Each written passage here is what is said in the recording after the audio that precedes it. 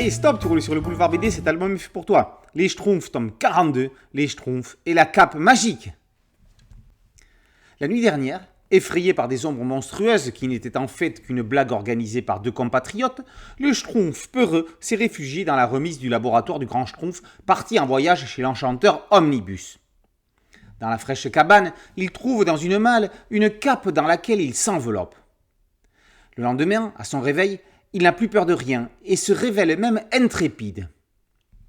Intrigué par ce vêtement ancien, le Schtroumpf coquet l'essaye et se désintéresse aussitôt du bon chic bon genre. Le Schtroumpf farceur, décelant les pouvoirs magiques de la cape, va la mettre sur le dos du Schtroumpf grognon qui prend goût à la vie, puis du Schtroumpf gourmand qui perd l'appétit, puis du Schtroumpf paresseux qui se voit empli d'énergie. Entre des Schtroumpfs qui voient leur caractère métamorphosé et d'autres qui regrettent déjà ces changements, la zizanie va rapidement gagner du terrain. Il est temps que le grand Schtroumpf revienne pour remettre de l'ordre dans tout ça. Mais va-t-il seulement y arriver ? De la discorde dans le village, depuis Schtroumpf vert et vert Schtroumpf, ce n'est pas la première fois que ça arrive. Bien avant même, l'œuf de l'œuf et les Schtroumpfs était un objet magique qui leur causa bien des soucis. Dans cet épisode, l'objet vient du pays des fées des arbres. C'est un cadeau qu'elles avaient donné au grand Schtroumpf parce qu'il en avait jadis aidé une qui était blessée. Mais celui-ci ignorait tout de ses pouvoirs.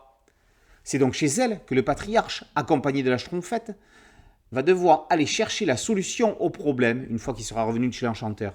L'occasion pour lui de retrouver Florina, celle qu'il avait soignée. Alain Jost et Thierry Culliford reprennent les poncifs de la série pour ce nouvel épisode qui ne décevra pas les fans. Ce qui fait réellement plaisir ici, c'est que tous les Schtroumpfs emblématiques ont un rôle, parfois distordu, certes, mais ils ne font pas de la figuration. Seul Gargamel est absent, mais l'histoire ne justifiait pas sa présence. Si c'était pour le faire passer en caméo sur une demi-planche, c'était inutile, ce qui prouve que les scénaristes ont bien pensé et construit leur récit. Le dessinateur, Miguel Diaz-Vizoso, est l'un des piliers des studios Peyo. Ces Schtroumpfs sont dynamiques, on retrouve de grandes expressions faciales comme chez Peyo. Et regardez le village endormi sur la planche d'ouverture, sublime. 42 albums et toujours vert, enfin bleu. Les Schtroumpfs continuent de traverser les générations pour le plus grand plaisir des petits et des grands. Ils font partie de ces personnages qui permettent de ne jamais perdre son âme d'enfant. Les Schtroumpfs, tome 42, Les Schtroumpfs et la cape magique, par Jost, Culliford et Diaz-Vizoso, et paru aux éditions Le Lombard.